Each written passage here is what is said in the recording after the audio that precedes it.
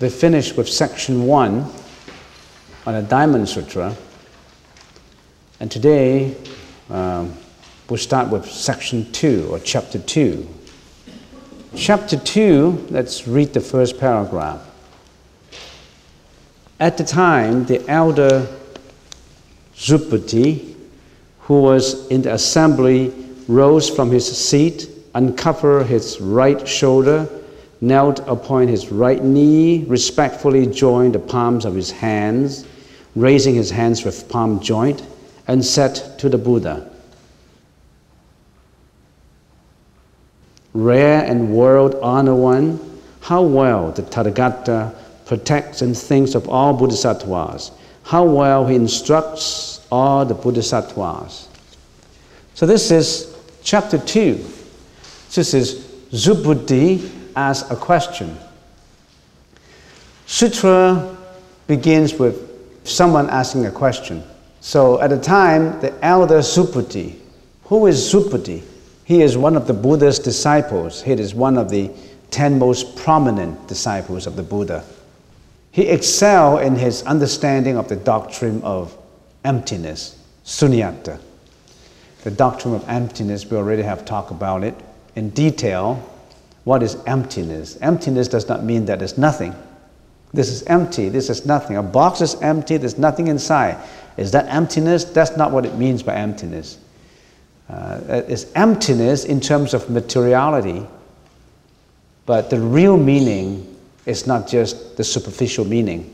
We already have gone through that, the meaning of emptiness or sunyata. That is a very important doctrine, philosophy of the Buddha's teaching. No one can understand well the philosophy of the Buddha without understanding sunyata. Sunyata is the Sanskrit word for emptiness. So, Subhuti, he excelled in the understanding of emptiness. So in the Chinese language, he is 解空第一. He is number 1 in explaining sunyata. So in the Prajnaparamita Sutra of the Mahayana, there's a whole series, a whole bibliography of Prajnaparamita Sutras in the Mahayana approach to the Buddha's teaching. It is generally Subhuti who, because of his profound thought, profound insight, explains the meaning of sunyata. He was called elder at the time the elder Subhuti asked the question, why was he called elder? He was called elder because he was advanced in years of being ordained, in the years of wearing the robe of the monk, in the years of becoming a monk, and venerated for his virtue. Remember in the first chapter, when the Buddha finished the meal, he put away his robe and bowl, he washed his feet, arranged his seat, and sat down. When the Buddha sat down, the whole assembly followed suit. And then, when a disciple asked a question in front of the Buddha, they demonstrated their sincerity in 5 ways. When you initiated a question, you become the interlocutor. You become the main person asking the question. There's always someone who asks a question, and then Buddha answered that question. And then there's so many other bodhisattvas ask that question too. So the sutra is questions and answers, questions and answers. It's not just about how you worship. It's about life, about living. So Subhuti started to ask a question. When you ask a question, it's not like that. You just sit in there and casually ask any question. You have to show your veneration. There's a certain procedure in India you have to go through before you ask the question. To demonstrate your sincerity, you have to ask the question in 5 ways. If we read section 2, the first paragraph. He rose from his seat, Subhuti rose from his seat, uncovered his right shoulder, knelt upon his right knee, respectfully joined the palms of his hands together. Before you ask a question, that's what you should do. Now, number 1 is to rise from your seat. You can just ask a question from your seat. It's impolite to do that. You don't just sit in there, and usually in here, now we're so used to the casual way. You just ask questions, just raise your hand, and then when you ask, sometimes when people ask questions, the attitude is to challenge you. They don't want to get the insight of it. They don't want to get more information. They just want to challenge you. So they ask the question. And sometimes they lean back, and in some university or even schools, they have a cigarette in their hand, and then they ask that question. Or they lean back, or some of them even put their feet on the table. Have you been to those halls? I've been to those halls where students put one foot on the table and they ask the professor, "Hey, I got a question." And the professor has to answer it. That's not the way. Without politeness, without courtesy, without sincerity, how can you learn? How can you learn to humble yourself? So why did the disciple demonstrate the 5 ways before you ask a question? To humble yourself, to get rid of your ego. Because when you ask that question, you have that egoistic feeling that, hey, you're wrong, or hey, you got to answer my question. I'm paying for a tuition fee. You can't answer my question. I mean, in human behavior is an aggrandizement of self and ego. And because of this ego, we got into trouble. We are nurturing our ego every day in whatever we are doing. So you see a sutra, at the beginning of the sutra, when you ask the question, Subhuti rose from his seat, number 1.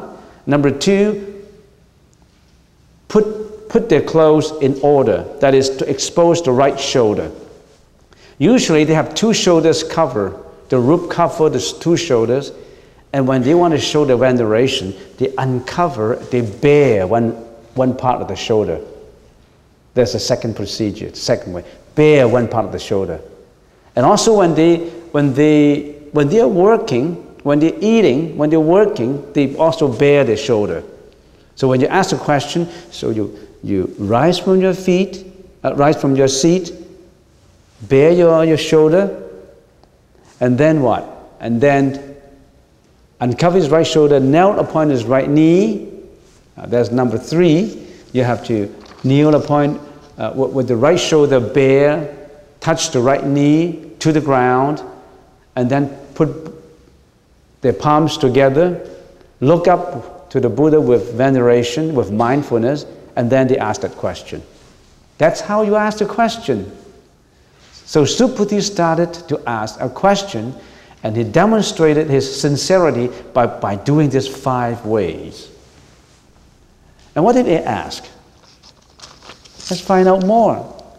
Rare and world-honored one, how well the Tathagata protects and thinks of all bodhisattvas, how well he instructs all the bodhisattvas. Now, what's the meaning of rare and world-honored one? Let's find out what is world-honored one. The Buddha has 10 epithets or titles. The first one is Tathagata. Tathagata is a Sanskrit word interpreted as tata, that means thus, such as, suchness. Come, Tathagata means come, so it means thus come. This is the implication that the Buddha's achievement of enlightenment has come through a path of practice that other sentient beings can follow. Thus is the reality, the truth. Thus the truth will come when the Buddha comes to this world to introduce the truth to sentient beings to follow. So Tathagata, that means thus come. It's a Sanskrit word. So that's number one. There's the number one title, Tathagata. The second title, Arahat. Arahat is a Sanskrit word. Literally, it means one who deserves offering, because he has completely rid himself of all selfish tendencies. In other words, he has no ego. His ego is all disintegrated, selfless. The ego has gone. The ego is the problem ego. Some people say, I have an ego. Well, the ego is no good for you. It's because of that ego we got into trouble. That's self. How do we find out more about that ego that we have? Our ego. Not just by one sitting in here, you find out your ego. Find out about your ego. What's the study of Buddhism? The first lesson in studying Buddhism is find out about yourself. Where does your ego come from? Let's resolve that problem. Find out more about it. So, the second is the Arahat. The second title is the Arahat. The third title, it's in the Sanskrit language, is Samyasambuddha. He's also called, the Buddha is also called Samyasambuddha, the Sanskrit word. What does that mean? Samya, that means sam, means correct. Samya, that means omniscient. Omniscient means knows everything. Also it means omnipresent, that means it's everywhere.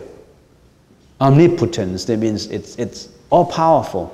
The enlightenment, this person who is omniscience, omnipotence, and omnipotence. That means he knows all, he's power in all, and he's present in all.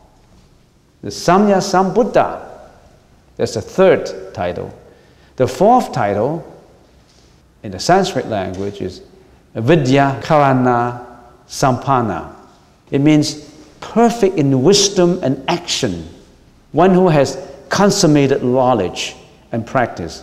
Consummated, that means completely fulfill knowledge and practice.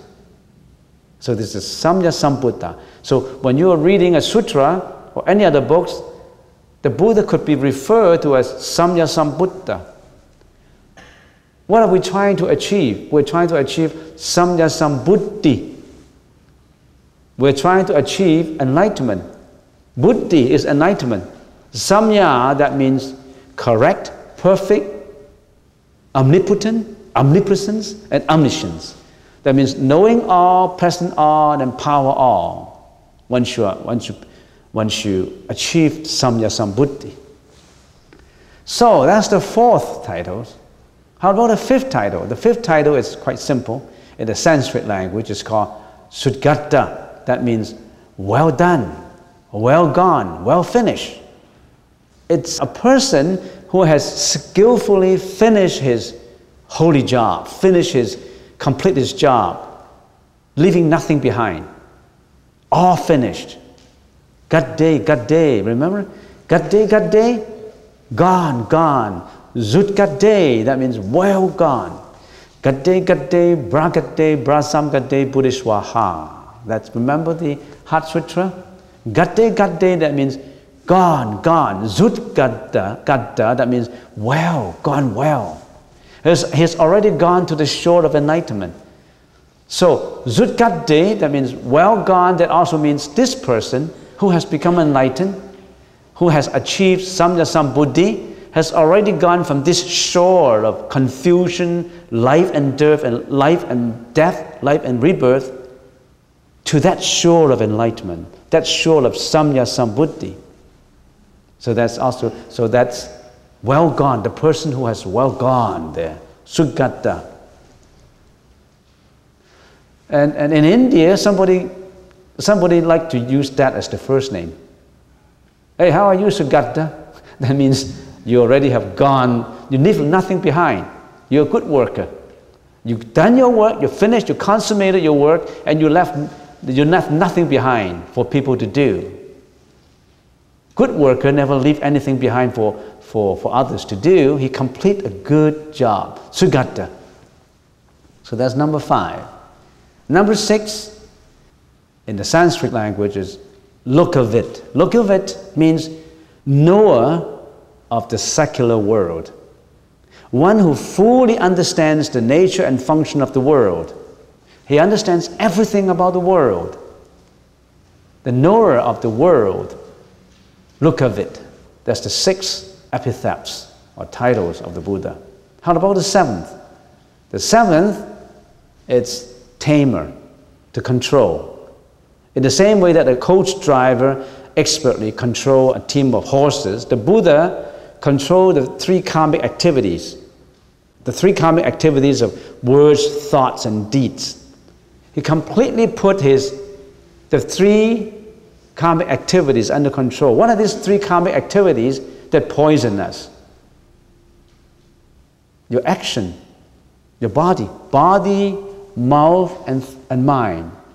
Physically, body, mouth, and mind. Body can do what? Body can do action. Mouth can do speech. Mind can do thought. Your action or your behavior, your speech, your thoughts polluted yourself. All your karmic activities, they are from these 3 sources. You watch them. Why are you meditating? Meditating is just relaxing myself and get good health and get good skin and good health and good body shape and maybe get away from depression and relaxation. Is that the purpose of meditation? No, you got it all wrong. That's not the purpose of meditation. The purpose of meditation is to know your mind, understand yourself, not just to better your body. Of course, the byproduct of it is bettering your body. Because when you're meditating, you're understanding yourself, you put your whole body into relaxation and solitude. You can think properly. You can act properly. You can think much better than when you are in action. Much better than when you are angry, you are jealous, you're greedy, you're arguing, you're yelling, you're shouting. Much better than that kind of situations. So you really have to find out more about meditation. Meditation is not just relaxation and yoga, no. That's just tip of the iceberg. If you learn meditation for the purpose of yoga, you lost it. You lost the most valuable. You just look at the tip of the iceberg, you haven't looked at the underneath it. The major portion of it is underneath, not the tip.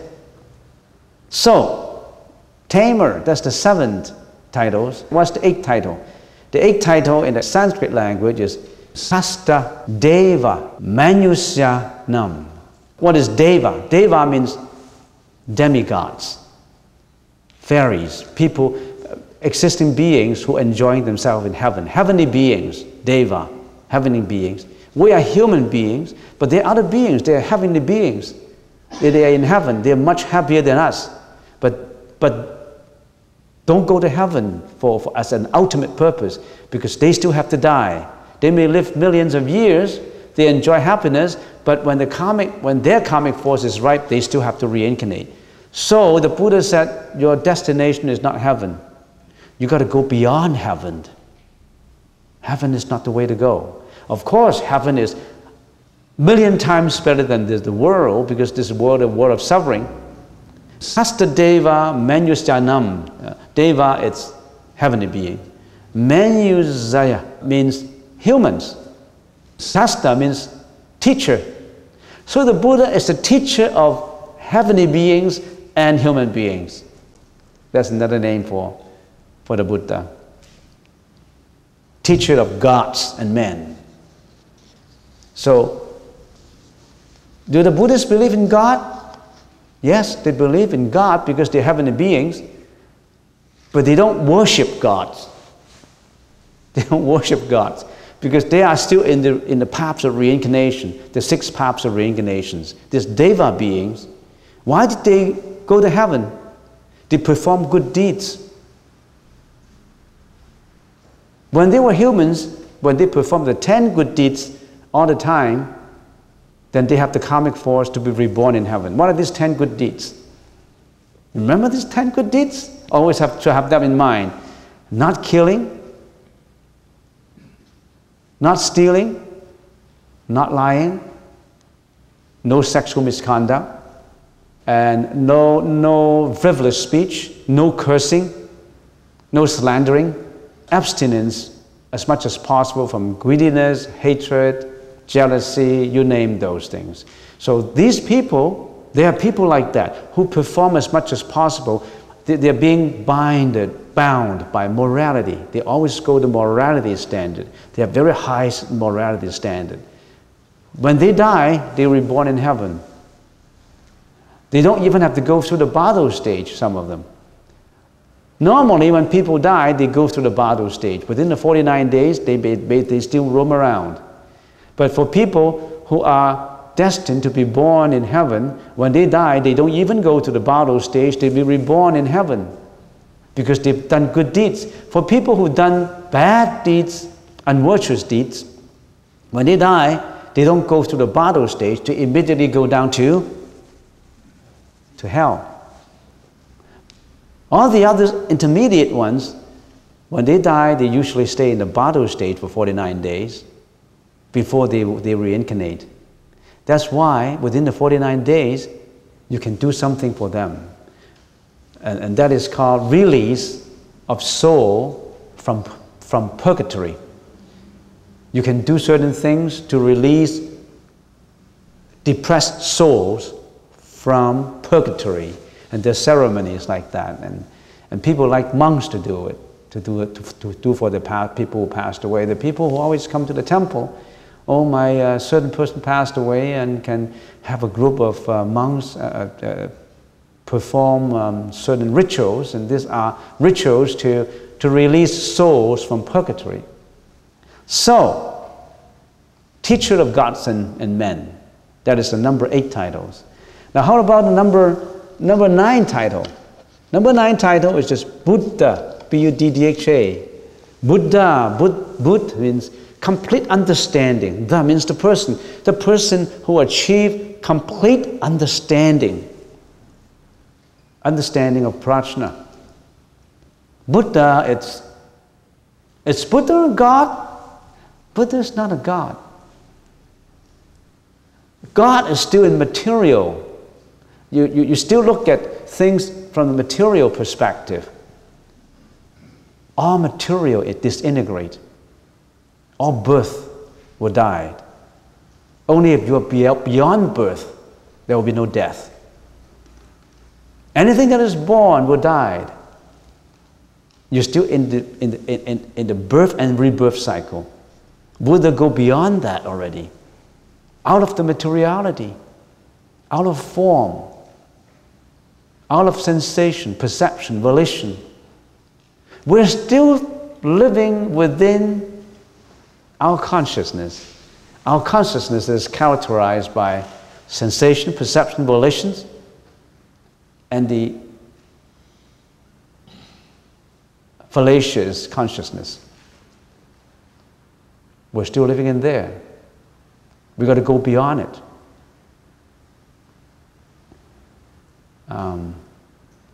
Arahats of the Theravada. Arahats have already eliminated the ego.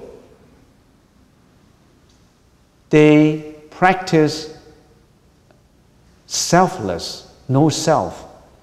And after a long series of practice, their ego is gone, disintegrated. When the ego is gone, there's no more mental defilements. You know mental defilements? Mental defilements that originates from egoistic feelings. Jealousy, hatred, violence, angry, greediness. You name them. All these mental defilements all come from the ego. Arhats already have eliminated them by practice of non-self contemplation. and then they are out from reincarnation. They got into nirvana. Bodhisattva and Buddhas go further. They even eliminate the notion of the Dharma. In other words, when you eliminate yourself, you have that method for the elimination of self. Even that method is empty, is void, is sunyata. Well, that you really have to learn more about it. Okay, let's get back to Buddha, the 9th title, and the 10th title is what? The 10th title is Bhagavat in Sanskrit language. B-H-A-G-A-V-A-T. Bhagavat. What does Bhagavat means? Bhagavat means world honor one, honored by the world. So let's get back to this. Subhuti said, rare and world honored one. That is addressing the Buddha with one of the 10 titles. Rare. How come he said rare? Rare in terms of what? Rare in terms of many ways. Rare means not happening all the time. Rare, not happening all the time. Why did he become so, why did he say rare? Because remember in the section 1, the Buddha went about arms round, begging from one door to another door for the food. Remember why? Remember we said bhikshus beg for food? Monks, they don't cook. They beg for food, and there's a lot of reason why begging. Begging not because of self-pitying or because of reliance on other people's food. There's a lot of meaning in begging. I already explained that. I'm not going to go through it again. So begging from door to door and arms round, eating, mindfully walking in the city, mindfully returning, mindfully eating and washing the bowl and putting the ropes back and sitting. All these things, the Buddha is practicing mindfulness. And Subhuti sensed that Buddha's mindfulness today is quite rare. This mindfulness seems to suggest to Subhuti that there's a very philosophical assembly. They're going to discuss something very philosophical. They discuss Prajnaparamita. So Subhuti because Subhuti is already an arhat, out of his power, he knows that this is a rare occasion for the Buddha to talk. So he said, rare, I feel something. I'm going to ask this question. I feel something. So rare. Rare in terms of the occasion at that time. Rare in terms of the Buddha's appearance. Because Buddha does not appear all the time in this world. Within the last 2,600 years, the history of humanity only has one historical Buddha, Sakyamuni Buddha. Before, there are 7 Buddhas of the world already. How many Buddhas are there? Billions of Buddhas, not just one Buddha. Anyone who obtained enlightenment, perfect samya sambuddhi, is a Buddha. To people, to beginners, it seems so unusual. There's only one God, right? How come there's so many Buddhas? You got to find more about it. Open your eyes. There's a door of treasure in the philosophy of Buddhism.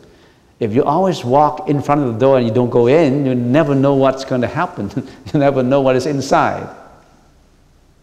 It contains one of the most resourceful literature of humanity, philosophical resource literature of humanity. Do you care to open the door or just walk in the door and say, bye-bye, I'm going to go on something else? Well, it's up to you. So, rare and well-honored ones. Next, how well the Tathagata protects and thinks of all bodhisattvas. So what are bodhisattvas? Bodhisattvas, buddhi means enlightenment. Sattva means sentient beings. Bodhisattva means all sentient beings who is in the practice of pursuing enlightenment. He's neighboring the realm of the Buddha, or some are neighboring, almost get there, they're still practicing. They're still on their way to practice. A Bodhisattva is anyone who ceaselessly seeks unexcelled, perfect enlightenment and bliss and welfare of sentient beings. He's always render compassion to sentient beings. Sometimes when I first have access to Buddha Sutras, I always think, whenever I read sutras, I always said that a Bodhisattva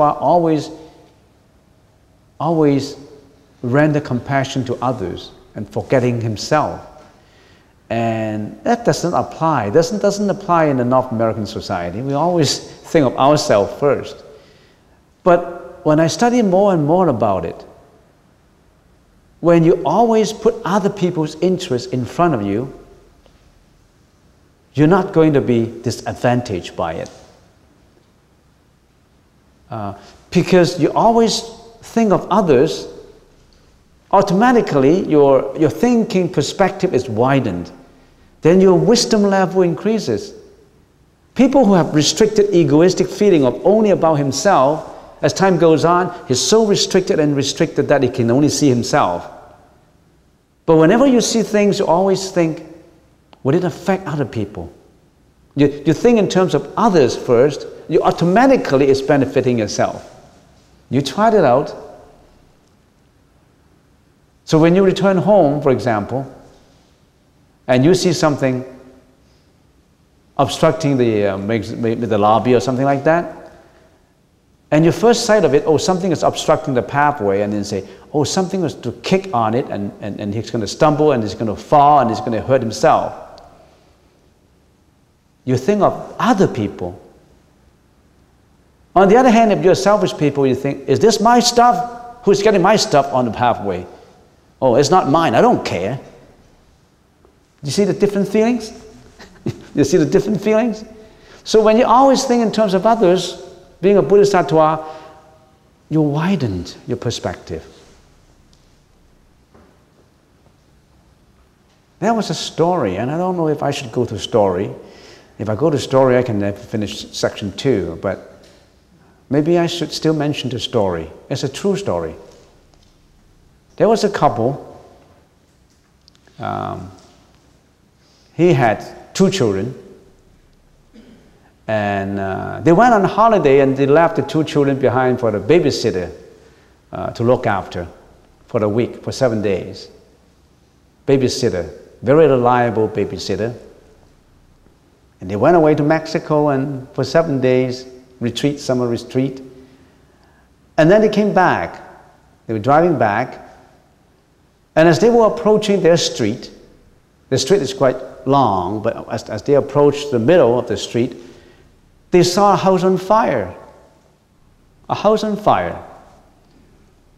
So John hurriedly got down, and there was a woman crying right at the door. The fire was not so bad. It started. It's going to glow. The flame is going to glow, and there was a woman terrified, running out, and help! Oh, my house is on fire!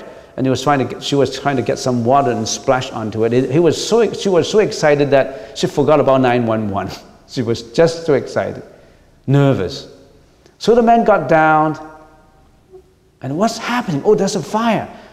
My children is in the house. My children are in the house. And then the man wanted to go in to fetch the children for the lady. But the wife said, hey, John, watch it. The house is going to collapse anytime if it's burning too much. But John hurried and went in and grabbed 2 children by the hands and came out. And when she came out, put the children down, and the lady was hugging the children, and they were getting out from the flame. And then the lady suddenly said, oh, there were two more children inside the house. And the man thought, yes, when I was trying to fetch the children in a hurry, I heard cries of 2 other children. Yes, I should go in again. And the wife said, you're crazy, don't go in there. The house is going to collapse anytime. But John, being so bodhisattva, so compassionate, he wanted to help. He rushed in. He got the 2 children again and came out and saved 2 more children. And as she put the children back, the children look up at him and say, Dad, it's his children. The babysitter went, have some urgent things to do, shopping, and put his 2 children with that inside that house for the woman to look after. He was actually saving his 2 children. You understand? See what I mean? So if you're being selfish, you don't want to go and you don't even save your own 2 children. So you see the causality, the karmic activities, the karmic influence of these things. And John didn't know he was actually saving his 2 children. And his wife actually didn't want him to go back. His wife said that he was crazy. How crazy you are, risking your life for other people. See? So, how come a Bodhisattva is always thinking about helping others, putting the welfare of others in front of him? How come Buddha say that Bodhisattva always think in terms of others first, not of yourself? There's a meaning for it. So do you want to be a Bodhisattva? Only Bodhisattvas can become a Buddha. So he said, rare and well-honored one, how well the Tathagata protects and thinks of all Bodhisattvas. That means how well the Buddha always protect Bodhisattvas. The Buddha always think of Bodhisattvas, and the Buddha always instructs Bodhisattvas, teach the Bodhisattvas. So Subhuti asked Buddha, the rare, well-honored one, how well the Buddha protects and thinks of Bodhisattvas and instructs them. Next paragraph. Well-honored one, virtuous men and women develop the supreme enlightenment mind. How should their mind abide? How should they control their thoughts? Here's the question. That means, honored one, how should the Bodhisattva abide their minds? How should they control their thoughts? That's the question. That's the most important question. How to control your thought, how to abide your mind in the spiritual development. If you know how to do it, if you know how to abide your mind in peace, in that spiritual development continuously, and if you know how to control your wandering thoughts, you're right on your way. That's the first question. Very practical question. Nothing about Buddha, we all pay the respect and worship to you, and that's enough. Buddha, you will bless us. You give us the power. You give us everything. No, he didn't ask that. He asked, how do we practice? How can we be better? How do we understand ourselves? How do we abide our mind in peace so that we can help others also to abide the minds in peace? How do we control our mind so that we always can control our karmic activities? How can our behavior, our speech, our thoughts be holier and purified so that we are right on the path of spiritual development? It's about practice and development, not about blind faith, not about just faith and belief, no. Faith is only the first step. All the other steps depends on how you stride your steps forward. How should they continue in practice consistently without forgetting the ultimate purpose of perfect enlightenment? In the practice of Samya Sambuddhi, perfect enlightenment, in the practice of Samya Sambuddhi, one of the most important key is patience. Patience is very important in spiritual development. And I have experience with that. I can see that over the years, there's so many people come and go and come and go. They practice for 1 or 2 times and they think they got it and they never come again. They thought that one meditation is enough and they learn all and they go home and practice. That's not it. So patience is very important in spiritual development. My experience is that some people start off being very interested in the Buddhist teaching. It is new and different from what they think. In the first year, they are very conscientious. But as time goes on, they lose their patience.